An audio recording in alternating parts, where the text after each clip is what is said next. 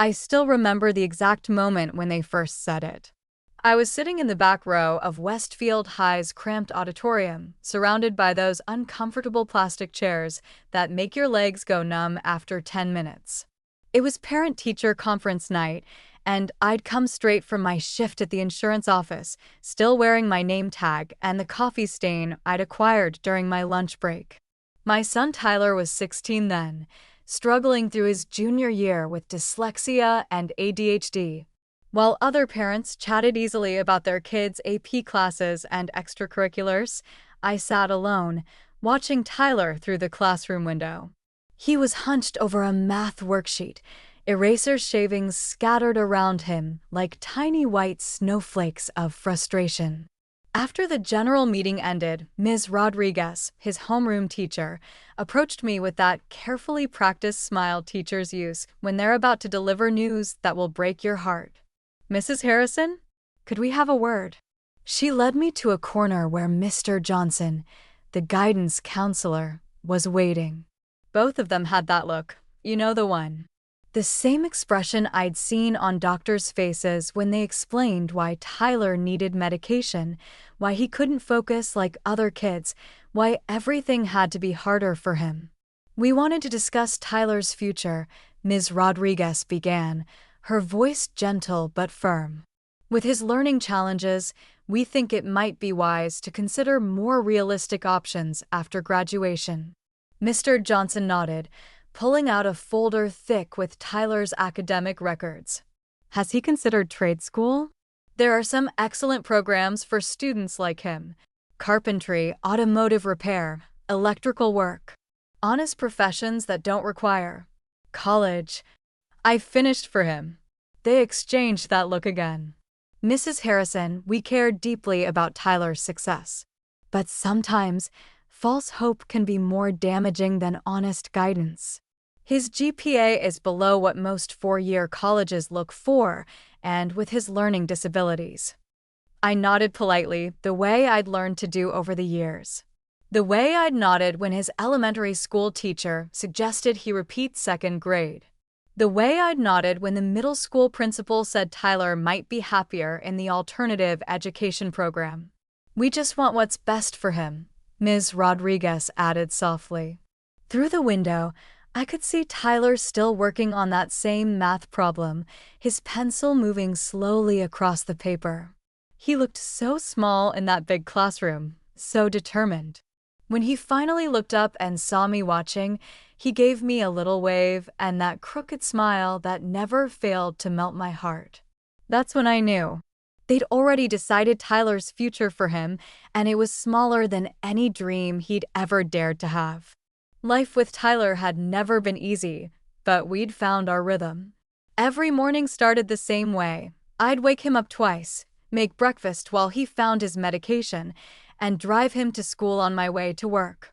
He'd need pickup at exactly 3:15 because the afternoon tutoring session I'd signed him up for started at 3:30. I worked 2 jobs to make ends meet. Days at Mutual Insurance, where I processed claims and answered phones, and nights driving for Uber when Tyler was asleep. The counselor had recommended a specialized tutor who understood learning disabilities, and her rates were steep. But watching Tyler's face light up when he finally grasped a concept made every late-night ride worth it. The emails started small, simple progress reports that felt more like warnings. Tyler struggled with today's algebra quiz. Additional practice recommended. Tyler was unable to complete the reading assignment within the allotted time. Please discuss time management strategies. Then they became more pointed. Tyler received a D on his history exam. We're concerned about his ability to keep up with college preparatory coursework. I'd read these emails on my phone during breaks at work, in grocery store parking lots, anywhere I could steal a moment alone. Each one felt like a door closing, like the world was getting smaller around my son. The physical education teacher weighed in. "Tyler has been removed from the basketball team due to academic eligibility requirements. Students must maintain a C average to participate in sports." Tyler had loved basketball. He wasn't the most coordinated kid, but he'd worked so hard to make the team. When I told him, he just shrugged and said, "It's okay, Mom." I wasn't that good anyway, but I saw how his shoulders sagged, how he moved a little slower for the rest of that week. By spring of his junior year, the emails had taken on an urgent tone. Tyler needs summer school to pass to senior year. We strongly recommend reconsidering college prep classes for next year. Tyler would benefit from exploring vocational training programs. Each message felt like another rock thrown at my son's dreams. I wanted to fight back, to defend him, to scream that they didn't know Tyler the way I did. They didn't see him reading late into the night, struggling through pages that swam and blurred, but refusing to give up.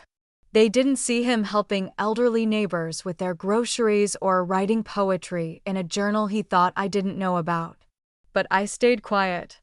I'd learned that pushing back only made things worse for Tyler. So I filed each email away, another piece of evidence of a world that had already given up on my boy. The conference room at Westfield High felt more like a courtroom that day. It was May, near the end of Tyler's junior year, and they'd called what they diplomatically termed a planning meeting. Present were Ms. Rodriguez, Mr. Johnson, the special education coordinator Mrs. Chen, and Principal Williams. I sat across from this panel of educators, feeling like I was on trial. "Mrs. Harrison, we need to be realistic about Tyler's future," Principal Williams began without preamble. "His current GPA is 2.7.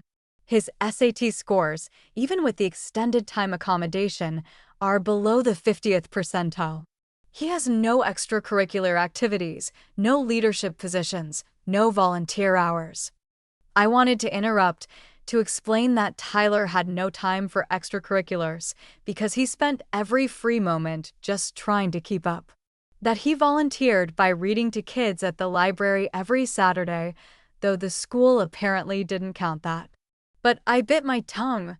Mr. Johnson leaned forward, his voice taking on that tone adults use when they think they're being kind, but are actually being condescending. "Sarah, we care about Tyler. But false hope is cruel. Community college might be an option after graduation, but a 4-year university? We'd be setting him up for failure. What about his writing?" I finally managed to say, "His English teacher says he has real talent." Ms. Rodriguez nodded diplomatically. "Tyler does have some creative strengths. But college admissions officers look at the complete picture. Test scores, grades, the ability to handle a rigorous academic workload. He works harder than any kid I know," I said, my voice cracking slightly. "I'm sure he does," Mrs. Chen said gently. "But effort doesn't always translate to academic success at the college level. There are wonderful trade programs that would value Tyler's work ethic. Have you considered HVAC training? Or maybe automotive technology?"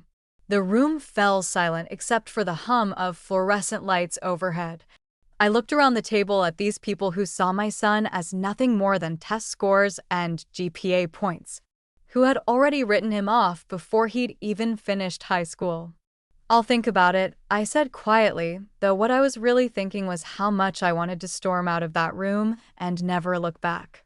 After the meeting, I sat in my car in the school parking lot and cried. Real, ugly tears that I'd been holding back for months. When Tyler came out and saw me through the windshield, he knocked on the window. "Mom?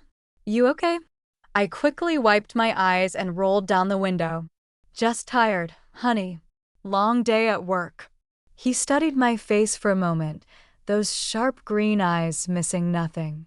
"What did they say in there?" "Nothing important. Just some routine stuff about next year." He nodded, but I could see he didn't believe me. That night, I heard typing coming from his room well past midnight. When I checked on him, he quickly closed his laptop and pretended to be asleep. What I didn't know was that Tyler had already figured out my email password. That night, he read every single message the school had ever sent about him. Every doubt, every limitation, every small expectation they'd placed on his future. And instead of breaking him, Those emails lit something inside him that would burn brighter than any of us could have imagined.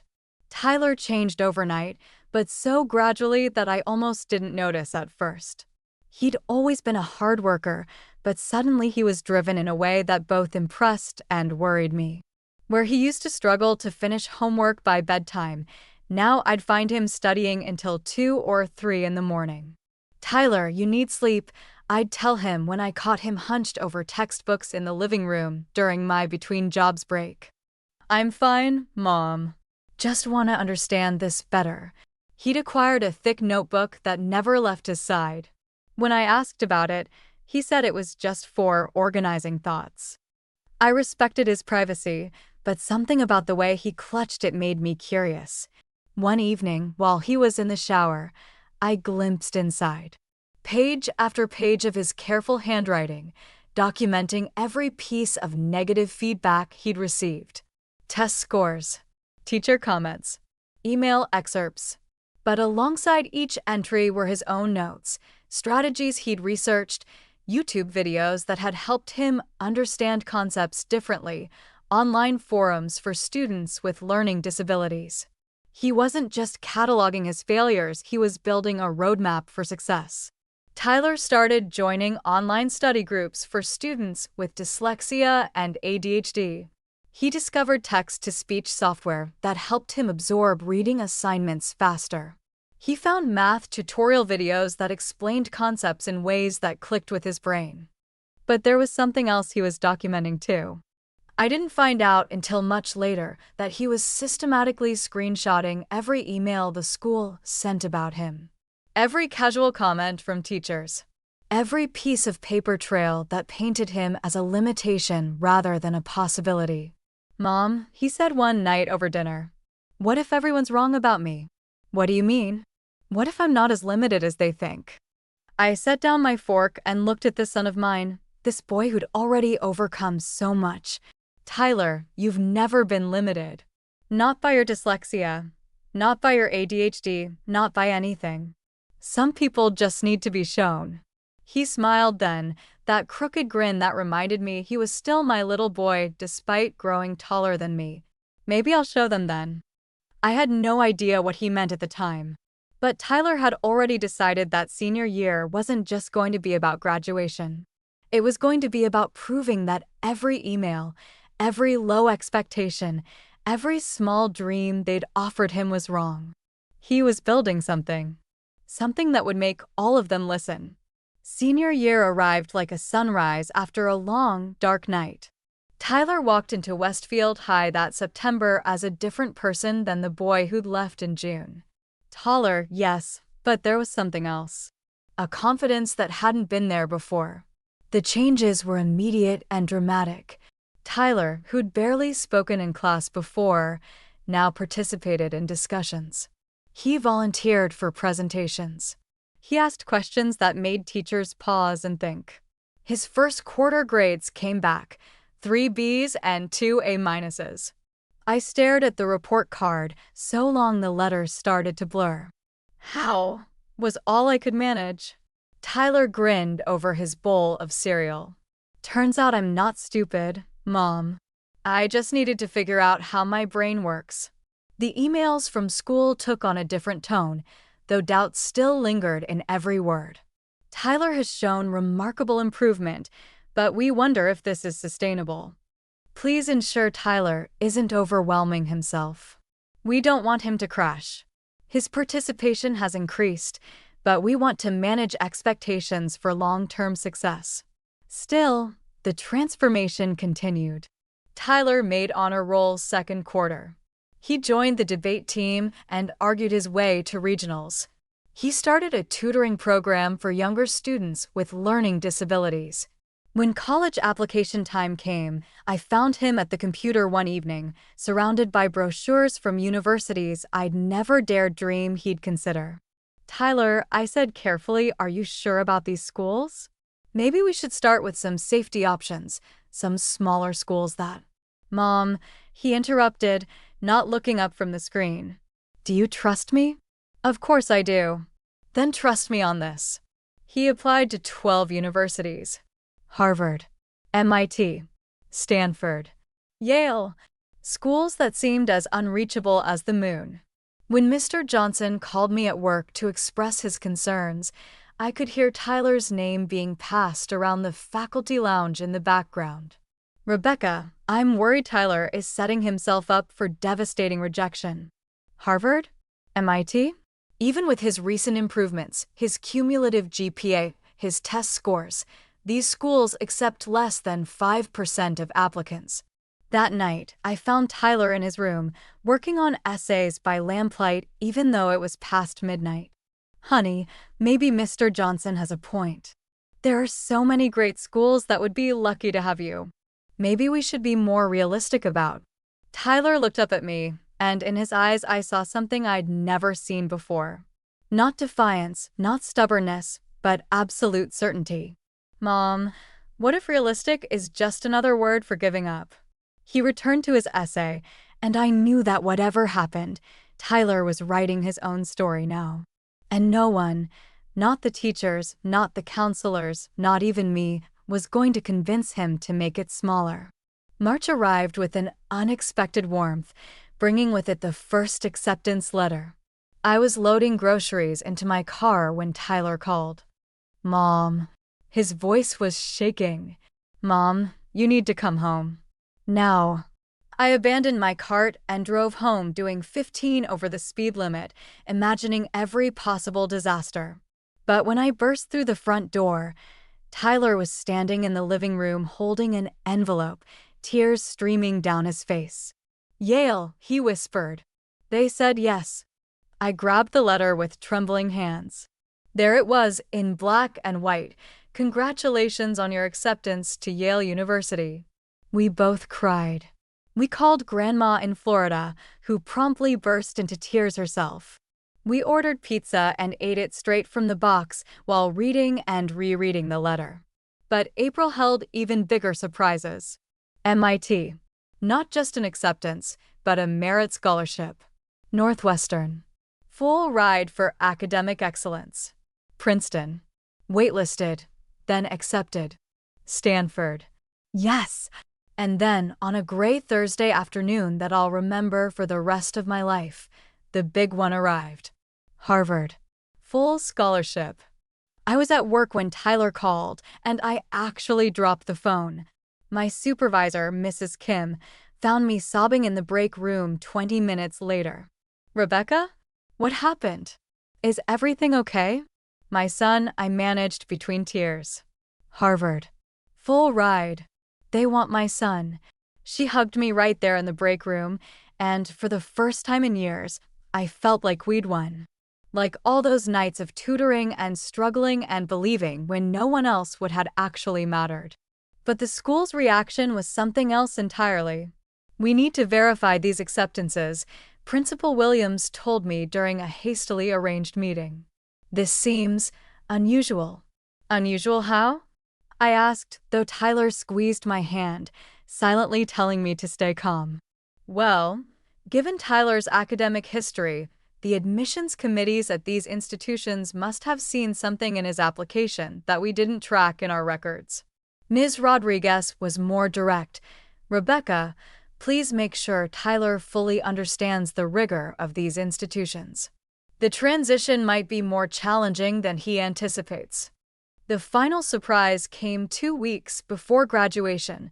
Tyler had been selected as valedictorian. His GPA had climbed to 3.9 by senior year, the highest in his class.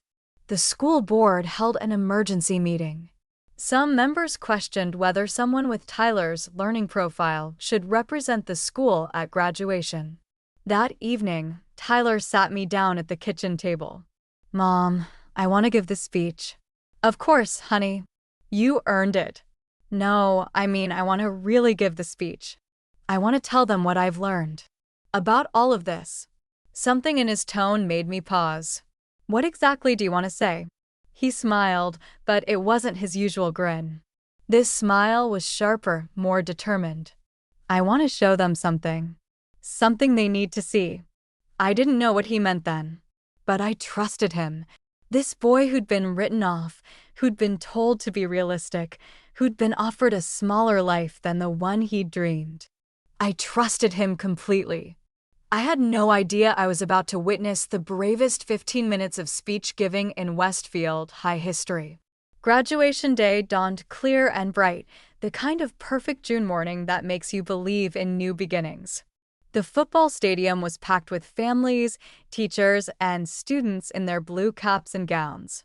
I sat in the third row, having arrived an hour early to claim the perfect spot to film Tyler's speech.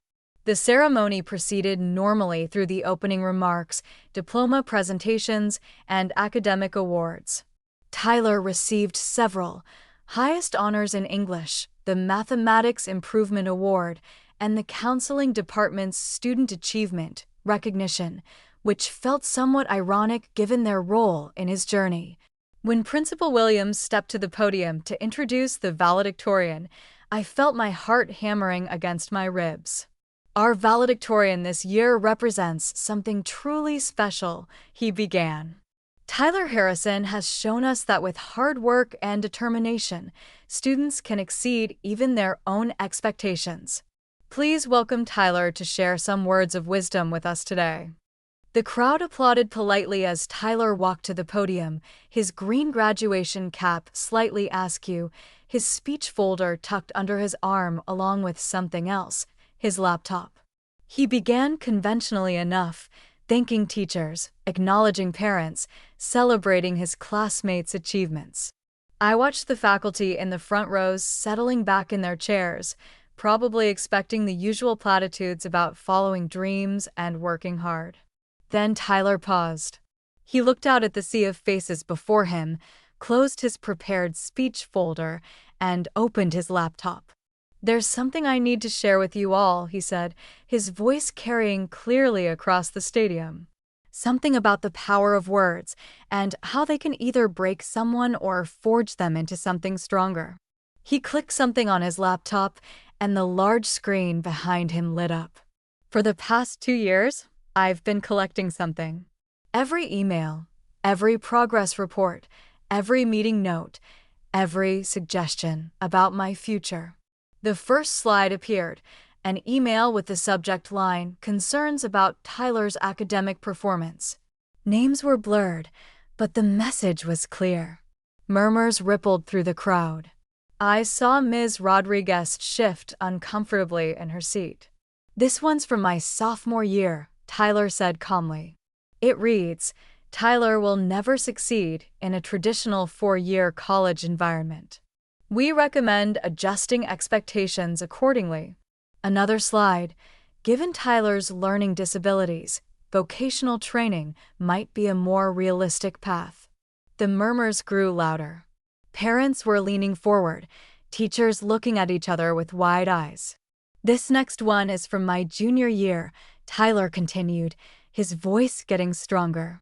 Quote, "We strongly discourage Tyler from applying to competitive universities. The emotional impact of rejection could be devastating." Slide after slide appeared. Email after email. Meeting note after meeting note. Each one a small paper cut, a tiny diminishment of possibility. "These weren't meant to hurt me," Tyler said, looking directly at the faculty section. "They were meant to help, to manage expectations, to protect me from disappointment." He clicked again. The screen filled with acceptance letters. Yale, MIT, Stanford, Harvard. The stadium erupted. Students jumped to their feet cheering. Parents gasped and applauded. The noise was overwhelming, but Tyler waited calmly for it to subside. "I won't be attending trade school," he said, his voice now carrying an edge of steel. "I'll be studying neuroscience at Harvard, specializing in learning disabilities. Not to prove anyone wrong, but to make sure no other kid has to read emails like these about themselves." The applause was thunderous now, but not universal. I glanced at the faculty section. Some teachers were clapping enthusiastically, but others sat frozen, their faces pale. Tyler raised his hand for quiet and delivered his final words. "To every student here who's been told you're not enough, who's had your dreams downsized by people who couldn't see your potential, they're wrong. Your worth isn't determined by their limited imagination. Don't let anyone edit your story before you've had a chance to write it. The standing ovation lasted 5 full minutes. As Tyler walked back to his seat, I saw Principal Williams hurriedly whispering with other administrators. Ms. Rodriguez was staring at her hands. Mr. Johnson had left the ceremony entirely. When Tyler reached me in the crowd afterward, he was surrounded by other parents and students wanting to shake his hand, to congratulate him, to tell him how brave he'd been. But all I could do was hug him and whisper, "I'm so proud of you." "I had to, Mom," he said quietly. Someone had to say it. Looking back, I realized that speech wasn't just Tyler's graduation from high school. It was his graduation from ever letting anyone else define what he could or couldn't do. And the ripples from those 15 minutes would reach far beyond that football stadium, changing not just Tyler's life, but the lives of countless other students who needed to hear exactly what he said. The chaos began immediately. As families filed out of the stadium, I watched clusters of parents cornering school administrators, demanding explanations. How had they so drastically underestimated a student? How many other kids were being counseled away from their dreams? By the time Tyler and I made it to the parking lot, his phone was buzzing constantly. Friend requests, text messages, even a call from a local news reporter who'd been at her nephew's graduation. "Tyler, this is Linda Chun from Channel 7. Would you be willing to discuss your speech for our education segment tomorrow?" Ms. Rodriguez approached us near our car, her face flushed. "Tyler, Mrs. Harrison, I think there might be some misunderstanding about those emails. Context is important, and—" "No," I interrupted, surprising myself with the firmness in my voice. "There's no misunderstanding. Those emails said exactly what you meant at the time." She opened her mouth to argue, then seemed to think better of it and walked away. Principal Williams released a statement that evening. "Westfield High is proud of all our graduating students, including Mr. Harrison. We are reviewing our college counseling procedures to ensure all students receive appropriate guidance." Too little, too late, and everyone knew it. By Monday, #Tyler speech was trending on social media. Someone had filmed the entire speech and posted it online, where it was being shared thousands of times. Comments poured in from around the country. "This happened to me too. Thank you for speaking up. My daughter has dyslexia. She's applying to engineering programs next year. Showing her this video tonight. Teachers need to see this. I'm sharing with my entire faculty." The school district launched an investigation into how students with learning disabilities were being counseled. Within a month, Mr. Johnson had been reassigned to a different role, and the district had implemented new training requirements for all counselors. But perhaps the most meaningful response came from other students. Tyler received hundreds of messages from kids across the country who had been told similar things, who had emails and conversations of their own that had made them feel small. A senior in Texas, "They told me community college was my best bet. I'm starting at UT Austin in the fall." A junior in Oregon, "I changed my schedule back to AP classes after seeing your speech. My counselor fought me on it, but I held my ground." A freshman in Ohio, "I saved your speech in my favorites. I'm going to watch it every time someone tries to tell me what I can't do." Tyler started responding to these messages personally, creating an impromptu network of students supporting students. Watching him become an advocate for others reminded me that this story was never really about proving his teachers wrong. It was about proving to every underestimated kid that their dreams were valid, that their potential wasn't defined by other people's limitations. The speech had done what Tyler intended. It had opened doors, not just for him, but for all the students who came after. That summer, as Tyler prepared for Harvard, I found myself thinking a lot about what had really happened. It wasn't just that Tyler had succeeded despite their low expectations. It was that he'd transformed their doubt into fuel, their limitations into motivation. But I'd been part of the problem too. All those years of staying quiet, of not pushing back, of accepting their small vision of my son's future. I'd enabled their low expectations by being afraid to rock the boat. "Mom," Tyler said one evening as we sorted through his belongings for college, "I need to tell you something about those emails." "What about them?" "I started reading them junior year. I hacked your email password." He looked sheepish. "I'm sorry for invading your privacy, but I needed to know what they were really saying about me." I sat down hard on his bed. "Tyler, I was trying to protect you from all that negativity." "I know. But hiding it didn't make it go away. It just meant I couldn't fight back." He held up a notebook, the same one I'd seen him writing in all those months. Every email, every comment, every low expectation. I wrote them all down. Not to hurt myself, but to remember why I had to prove them wrong. "But you didn't do it for revenge," I said, understanding finally dawning. "No. I did it for the kid who might be sitting in guidance counseling next year, being told to lower their sights. For the student with dyslexia who thinks they're broken. For the kid with ADHD who believes they can't focus on anything important." He paused. "For me, 2 years ago, when I thought maybe they were right. That conversation changed everything for me. I realized that Tyler hadn't just been documenting their failures, he'd been building evidence for his own possibilities." We spent the rest of the summer creating the Tyler Harrison Foundation for Learning Differences. Not a charity, but a resource center where students with learning disabilities could find tutoring, technology training, and, most importantly, advocacy tools to speak up for themselves. "The goal isn't to fight the system," Tyler explained to a reporter who interviewed him before he left for college. "It's to change it. One student at a time, one success story at a time." On the day I drove him to Harvard, I watched him carry his bags into his dormitory, surrounded by other brilliant kids from around the world.